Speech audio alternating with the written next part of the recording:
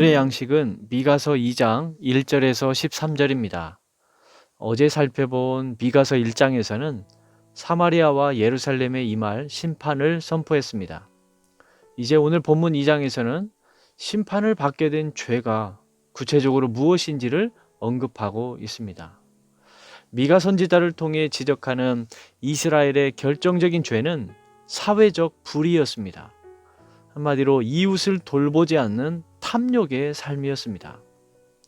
왜냐하면 하나님께서는 아브라함을 통해서 하나님의 백성으로 부르신 이유는 바로 그 백성들이 의와 공도를 행하는 백성으로 살아가도록 하기 위해서, 그런 하나님의 나라를 세우기 위해서 아브라함으로부터 시작해서 하나님의 백성들을 부르신 것입니다. 그런데 그 백성들이 살아가는 삶이 도무지 이웃들을 생각하는 공의롭고 정의로운 삶이 아니라 자기 탐욕에 취해서 살아가는 그런 삶이었습니다. 이런 사회적 불의를 보고 하나님은 그냥 간과하지 않으시고 그들을 심판하시겠다고 말씀하신 것입니다. 당시 이스라엘 백성들의 그런 죄악상을 보면 권력자들이 밤낮을 가리지 않고 악을 도모했습니다. 본문 1절과 2절을 보면 그들이 침상에서 죄를 꾀하며 악을 꾸미고 날이 밝으면 그 손에 힘이 있으므로 그것을 행하는 자는 화 있을진저 밭들을 탐하여 빼앗고 집들을 탐하여 차지하니 라고 말씀합니다. 무슨 말씀이겠습니까? 이 권력이 있는 자들은 잠자리에서조차 밤새도록 생각하는 것이 어떻게 하면 남의 것을 빼앗을 수 있을까, 더 내 것으로 빼앗을 수 있을까 움켜잡을 궁리만 하다가 치밀하게 계획을 세워서 날이 밝기가 무섭게 자기들의 힘과 지위를 앞세워서 연약한 이웃의 밭을 빼앗고 집을 차지하는 이 탐욕의 삶을 살아갔다는 것입니다. 심지어 8절과 9절에서는 전쟁 중도 아닌데 평화로운 때에 동족의 겉옷을 빼앗고 여인들과 아이들이 살던 자리에서 쫓아냅니다. 인애도 자비도 완전히 실종된 그러한 모습입니다. 하나님은 이런 탐욕의 모습을 결코 지나치지 않으십니다. 10절에서 이것은 너희가 쉴 곳이 아니니 일어나 떠날지어다. 이는 그것이 이미 더러워졌음이니라 라고 선언하십니다. 무슨 말씀이겠습니까? 하나님께서는 이 탐욕에 취해 있는 죄악으로 가득 찬 이들을 하나님의 땅에서 토해내신다는 겁니다. 범죄한 아담과 하와를 하나님의 약속의 땅, 언약의 땅, 그 에덴 동산에서 토해내버린 것과 같이 하나님께서는 그들과 맺어 살게 한 그 약속의 땅에서 쫓아내서 포로가 되는 심판을 맞게 하신 것입니다. 이 말씀 앞에서 우리는 우리 자신을 돌아보아야 합니다.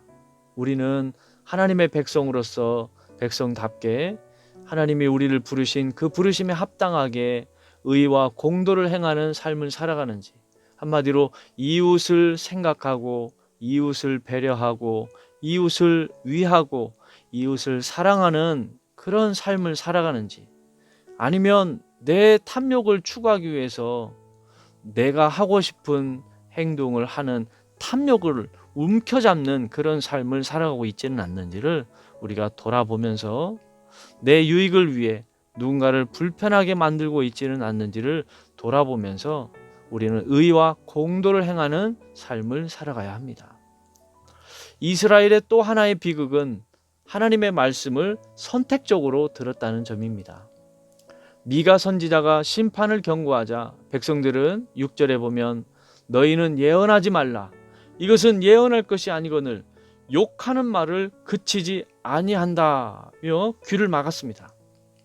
자신들의 죄를 지적하는 소리를 욕으로 기분 상하는 말로 치부하고 거부한 것입니다. 그리고 마음속으로는 이렇게 생각했습니다. 설마 하나님이 우리를 심판하겠어? 괜찮을 거야. 그러나 반대로 자기들의 욕심을 정당화해주고 잘 될 거라고 복받을 거라고 말해주는 거짓 선지자들의 말에는 귀를 기울였습니다.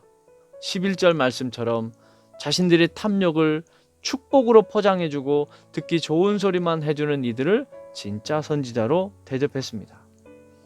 그러나 여러분, 쓴 약이 몸에 좋고 상처를 소독할 때 따끔거리는 것처럼 우리를 살리는 진정한 말씀은 때로 우리 마음을 찌르기도 하고 심히 불편하기도 합니다. 그러나 메마른 대지에 내리는 비를 그대로 수용하듯이 그 책망의 말씀 앞에서 그대로 정직하게 반응하는 자만이 생명의 풍성함을 누릴 수가 있는 것입니다. 우리가 잘 아는 유명한 역사적 일화가 있습니다. 아우구스티누스라는 사람 잘 아시죠? 젊은 시절 방탕한 삶을 살았습니다. 진리를 알면서도 잘 알면서도 순종하지 못했던 사람이었습니다.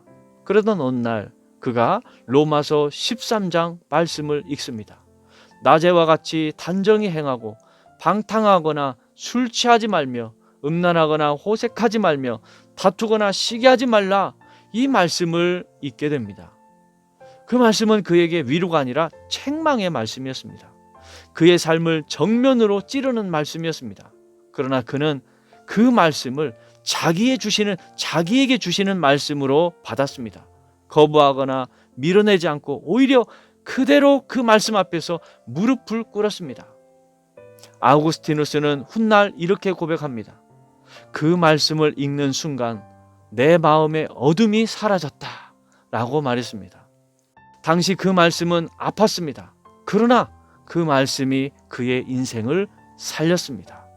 교회와 하나님 나라 역사에 귀하게 쓰임받는 도구가 되었습니다.